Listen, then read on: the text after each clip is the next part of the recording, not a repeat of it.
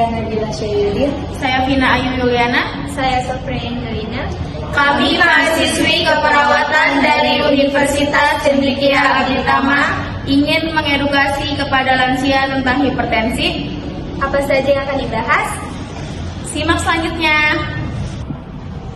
Saya akan menjelaskan apa itu hipertensi. Hipertensi adalah ketika seseorang memiliki tekanan darah 140/90 atau lebih. Selanjutnya ada faktor-faktor penyebab hipertensi yang terbagi menjadi dua. Satu, hipertensi yang tidak dapat dikendalikan. Pertama ada keturunan. Ketika seseorang memiliki orang tua atau keluarga yang memiliki tekanan darah tinggi, maka ia rentan terkena darah tinggi. Yang kedua ada usia. Ketika seseorang bertambah usia, maka tekanan darahnya semakin tinggi. Yang ketiga ada jenis kelamin. Jenis kelamin yang rentan terkena darah tinggi adalah laki-laki. Selanjutnya ada hipertensi yang dapat dikendalikan. Pertama, gaya hidup. Gaya hidup yang tidak sehat seperti minum kopi, merokok, tidak berolahraga itu dapat menyebabkan hipertensi. Yang kedua ada pola makan tidak sehat. Pola makan tidak terkontrol atau mengkonsumsi makanan yang banyak mengandung garam itu dapat menyebabkan hipertensi. Yang ketiga ada obesitas. Ketika seseorang memiliki berat badan berlebih, maka kerja jantung semakin kuat sehingga dapat menyebabkan hipertensi. Selanjutnya saya akan membahas tentang akibat hipertensi. Yang pertama yaitu gagal jantung.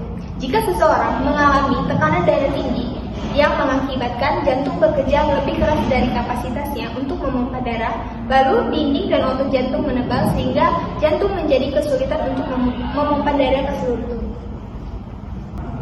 Yang kedua ada stroke. Stroke adalah di mana jika seseorang mempunyai tekanan darah yang terlalu tinggi yang mengakibatkan pembuluh darah di otak pecah sehingga terjadi penyumbatan di otak.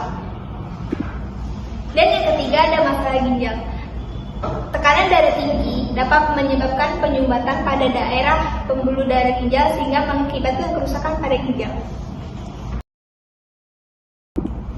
Dan selanjutnya yaitu gejala hipertensi. Yang pertama yaitu sering sakit kepala. Yang kedua gangguan penglihatan. Yang ketiga sesak nafas dan yang keempat nyeri dada. Baik, selanjutnya kita akan membahas tentang jenis-jenis hipertensi. Jenis-jenis hipertensi terbagi menjadi dua.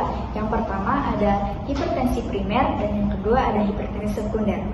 Baik, kita pertama akan membahas dulu tentang hipertensi primer. Hipertensi primer ini sering disebut juga sebagai hipertensi idiopatik.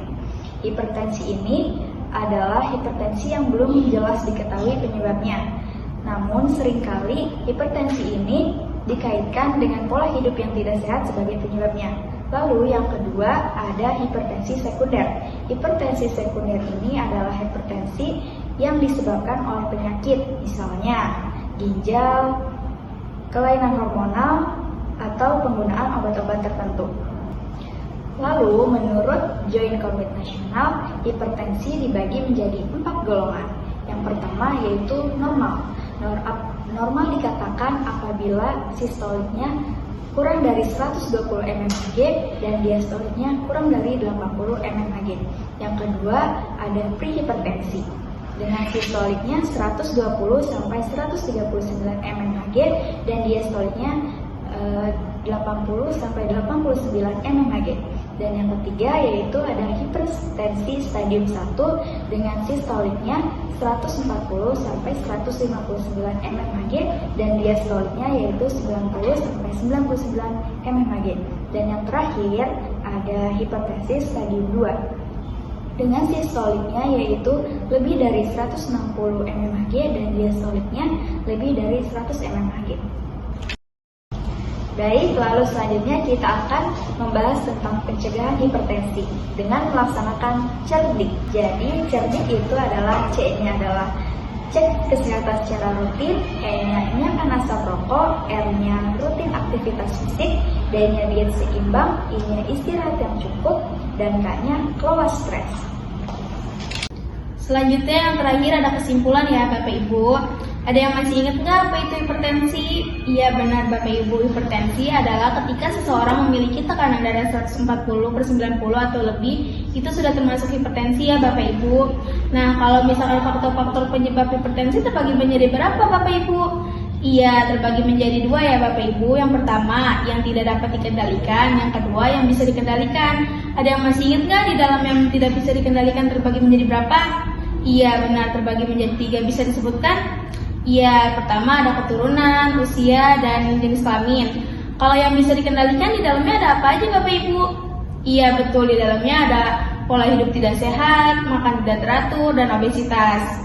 Nah, yang selanjutnya yaitu akibat dari hipertensi. Apakah Bapak Ibu masih ingat akibat dari hipertensi itu apa saja? Bisa tolong sebutkan? Baik, pintar sekali. Yang pertama yaitu ada gagal jantung. Yang kedua ada yang tahu lagi? Iya, benar sekali, yaitu stroke. Dan yang ketiga masalah ginjal. Nah, yang selanjutnya itu gejala hipertensi. Apakah masih ingat Bapak Ibu gejala hipertensi itu yang seperti apa? Benar, pusing, sesak nafas, dan nyeri dada. Nah, selanjutnya kita masuk ke pencegahan ya. Tadi kan kita udah membahas pencegahan dan ada singkatannya nih namanya CELDIK. Ada yang masih ingat CELDIK itu apa? Iya. C yang pertama adalah cek kesehatan secara rutin. E-nya adalah menghilangkan asap rokok, R-nya rutin beraktivitas, D-nya diet seimbang, I-nya istirahat yang cukup, dan K-nya kelola stres. Sekian edukasi hipertensi pada lansia dari kami. Kurang dan lebihnya mohon maaf kami akhiri. Wassalamualaikum warahmatullahi wabarakatuh.